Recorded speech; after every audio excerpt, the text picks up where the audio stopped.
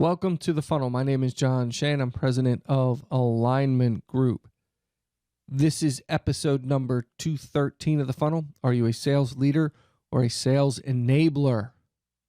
Before we begin, I want to remind you to head on over to alignment-group.com/The Funnel and subscribe. And we will send you the show notes weekly.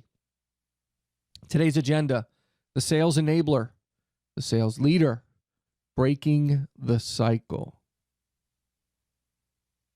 So let's jump in with the sales enabler. You know, what's really interesting is when we first get into sales management, I'd say there is a distinct difference, obviously, between managing and coaching and developing and being a sales rep. When you're a sales rep, you are responsible for yourself. And that's the end game, right? You have a job to do, a number to hit, however you view it. It's your own little mini business, but the opportunities, the management, the effort, everything's for you. You hit the numbers, you do what you're supposed to do, everything works out. The mindset change moving into a manager is helping others. Most people who make effective managers, who do a good job managing over a long period of time, a lot of what drives them is their desire to help other people succeed. And I know from my own experience in managing that was one of the things that really kind of drove me. It was less about myself and more about the team members. And obviously their success is my success, and good managers can see that. They can see that development and coaching and growing a team for the betterment of the whole is also good for them.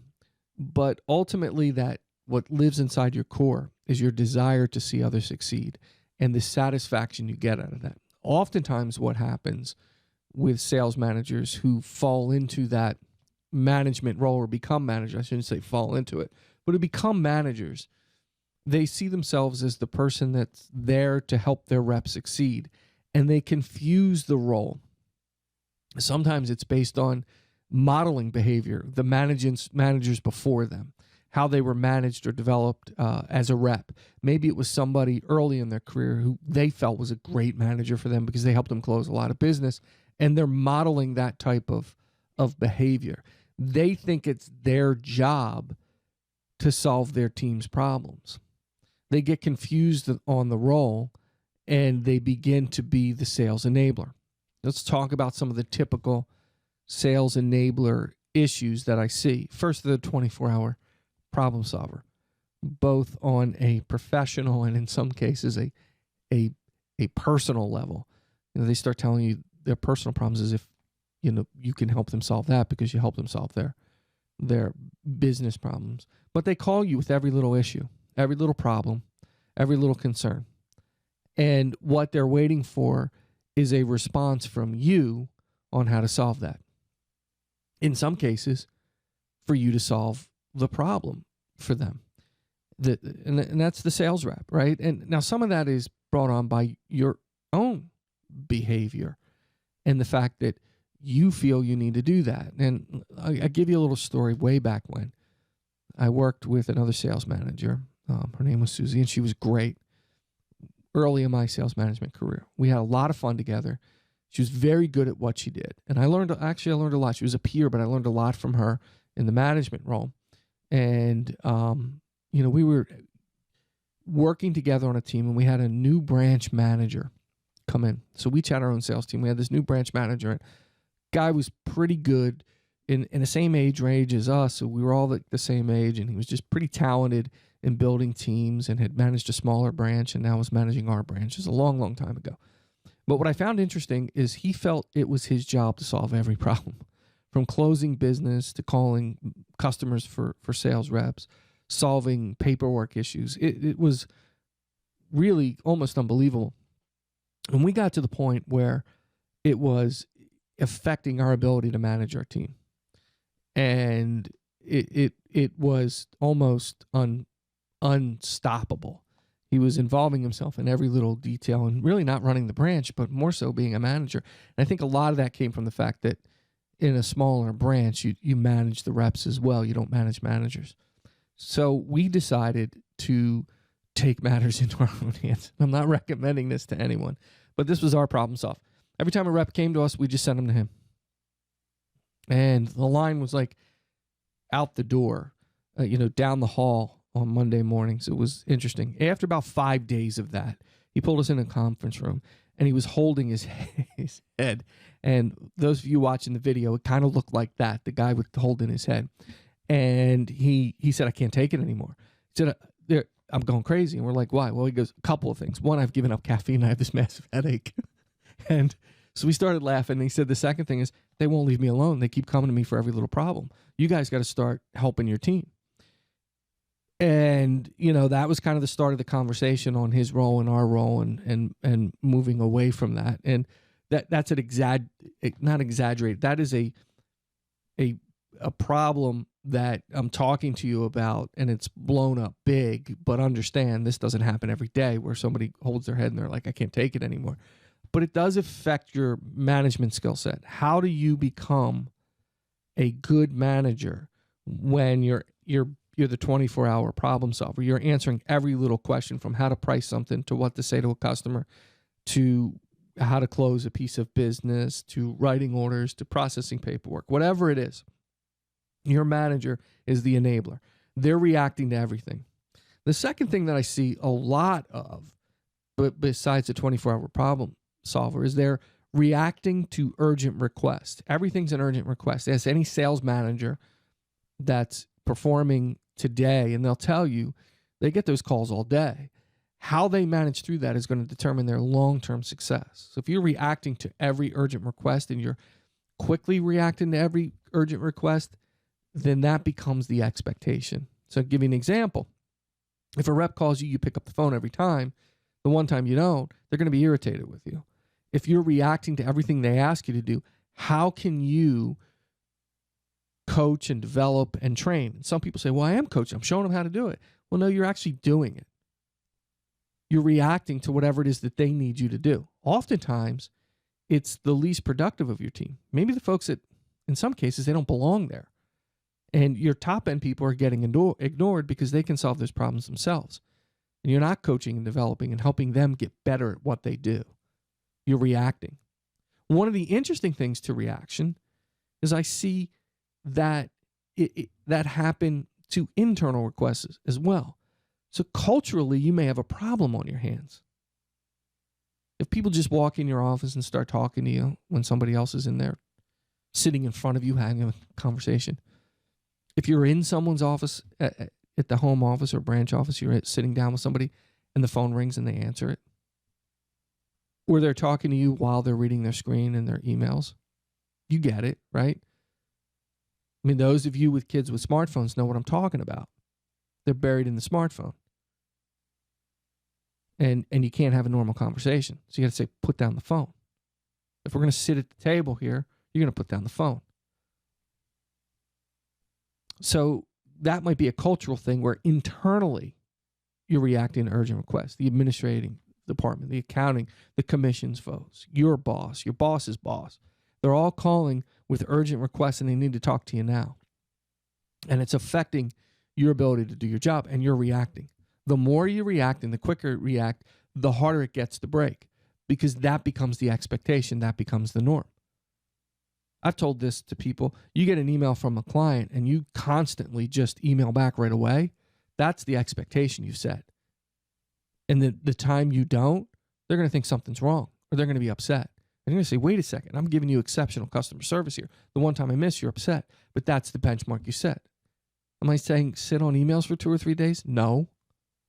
But don't feel the need to react to urgent requests or problem solve the minute it comes in. Prioritize. The sales enabler, one of the biggest things I see with the sales enabler, one of the biggest, is they close business. Now, most of that I think is relative to ego, less about helping someone else. It does make us feel good to close business, doesn't it? I mean, think about it. You don't have to do a lot of the work on the front end. Maybe they get the appointment, they go through the process, they present the proposal and demo. They do all the stuff through the sales process, but they need you to close the deal. How awesome is that? You just get to walk in, close the deal without any of the work leading up to it. It makes you feel good. You've done something. You've put business on the table. You can tell your peers, your management peers, or your boss that you closed the big deal for Joe or Jane rep, and everybody feels great.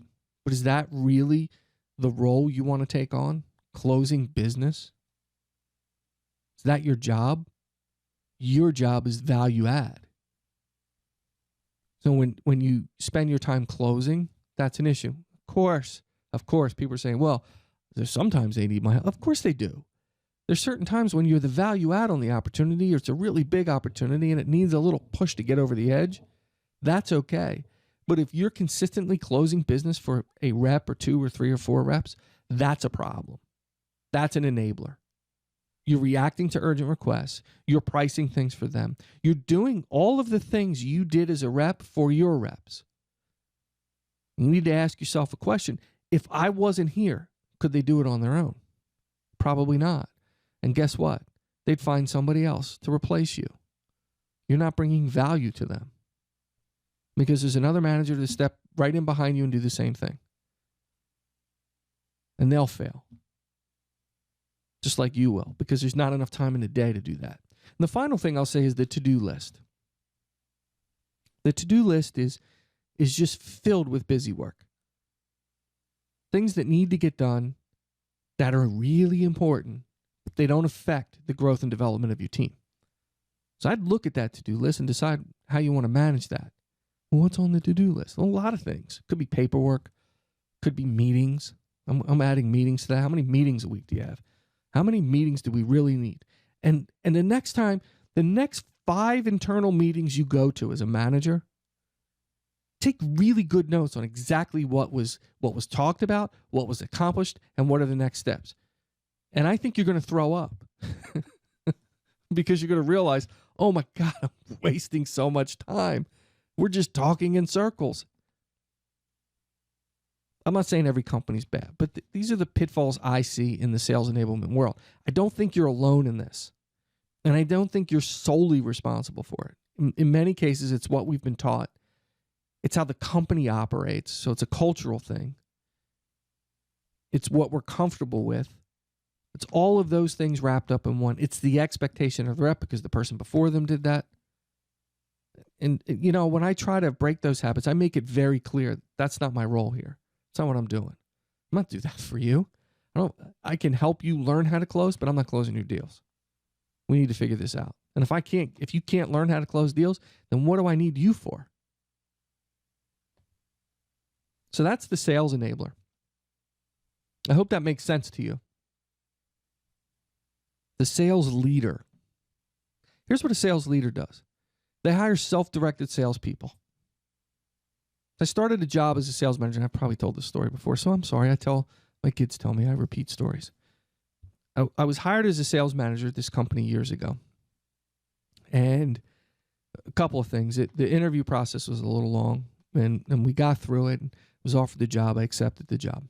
First day I show up, it's Monday morning, and they have their big sales meeting, and I'm managing a completely different branch of the company, and I don't even have any salespeople yet, so I have to hire salespeople. So I get there, and I say to the receptionist, this is who I am, and this is what I'm supposed to be doing. Well, your boss is in a meeting, and he's going to be in a meeting. Do you want to just sit down? I'm like, no.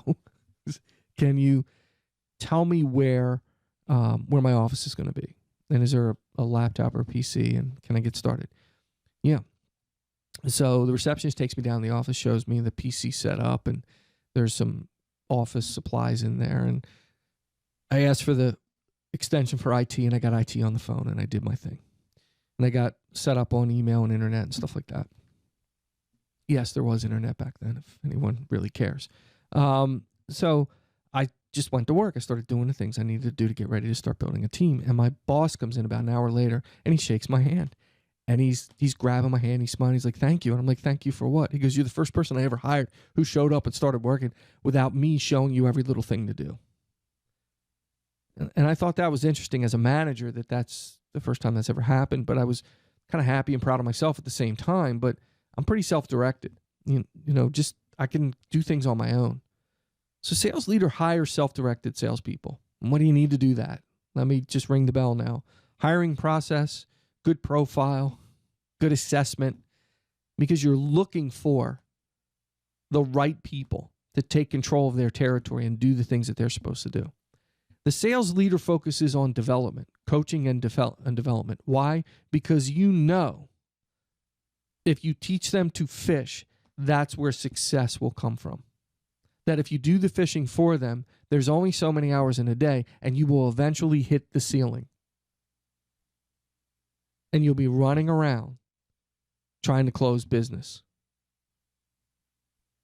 So development and coaching, self-directed people, you teach them to fish.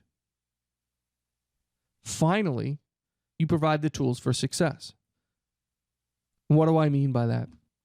Large companies, this can be a little difficult, but small to medium-sized companies, if I'm responsible for working through some of the tool sets that are going to make my salespeople successful, the first thing I ask before I introduce a new tool set or I look at a new tool set, how is this going to benefit my sales team? Not me, my team. If I'm going to introduce a CRM, a new CRM, or a CRM because they never used the one before it, I'm asking myself the question, what's going to make them successful? How is this going to help improve their day? Sure, I can get reporting and information and blah, blah, blah out of it and data, and it's going to help me manage them. That's the byproduct. That's not the reason. Because if that's the reason, they're going to look at that tool as one more task in a list of BS things they have to do for you every day. And that's not going to work. And they're not going to do a good job with it. So provide the right tools for success. Things that are going to help them get better and do well at their job. If I'm going to speak to the admin department about an overwhelming amount of paperwork, what I'm trying to do is make it work for both.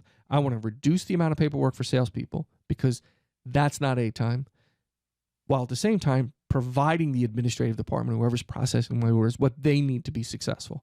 But I'm thinking about that rep first because that's my job as the leader. Okay, let's talk about breaking the cycle. Let's say you're in that sales enabler role right now and you're shaking your head. You're like, yeah, easier said than done. He's telling me I have to do all this stuff. How am I going to do that? Well, first of all, it's the new you. So they're not going to buy what you're selling in the beginning because it doesn't happen overnight. Slow and steady wins the race. So I would sit down and I'd make a list of all of those sales enablement things that you do. Right, I shouldn't say sales enablement because people get that wrong. Sales enabler. Those things that you do to become an enabler. What do you do every day? Do you close business? Do you call customers for people? Do you actually have to sit down and do their pricing and proposals for them? What is it that you do to enable internally and externally? Practice on yourself first, the internal stuff that doesn't affect the salespeople. You know, those internal urgent requests, those multiple meetings that you have. See if you can cut back on those meetings. See if you can cut back on those urgent requests. Take them at a slower pace, one at a time, and slowly take them off the list. Then move into the rep and say, what am I doing with them as an enabler? How can I teach them how to fish? And slowly start moving away from those things that are affecting you. Like, you know this, Bob? I've spent a lot of time closing your deals every month. I think it's about time you start closing your deals. I think I need to help you do that. So let's work on that. And start coaching and developing the closing. And when Bob gets really comfortable, slowly disengage and let Bob close his business.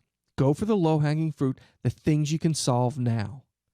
Take your time and slowly disengage. Now, somebody's going to raise a red flag and say, what's going on? And you can be honest with them. So I've done some self-reflection. I've looked at how I manage, and I don't think I'm helping you to the best of my ability. The way I can help you is instead of doing your work for you, it's helping you get better at what you do. So that's what I'm doing. But I understand that it needs to start with me. So I started working on some things internally with me in the company here. Now I'm working on them with you. So if that's what you're wondering about, why we're doing this, just come clean.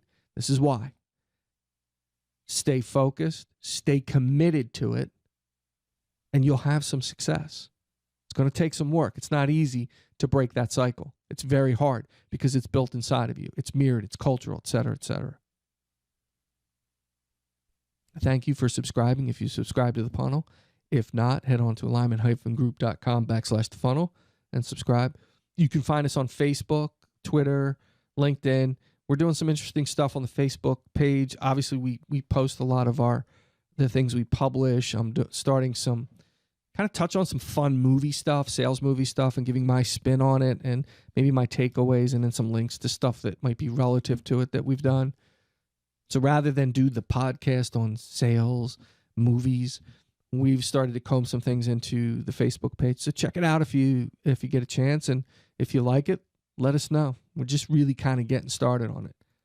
You can contact me, jshade at lyman-group.com. Of course, our website. And I say this sincerely, folks that subscribe to the podcast, I always give an opportunity at a coaching call on pretty much any subject. So if you let me know what the issue is, I can give you 30 minutes. I put it out there on emails. A lot of people take advantage of it. It's really worked out well. Others, I send out an email. I don't get it. You subscribe. Some people send me emails and ask questions. I respond, say, hey, I'll jump on a call with you. And I don't get a response.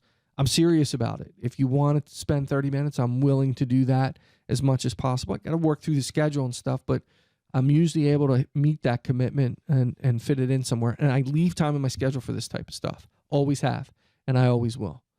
Again, thank you for subscribing, and until next time, keep filling the funnel.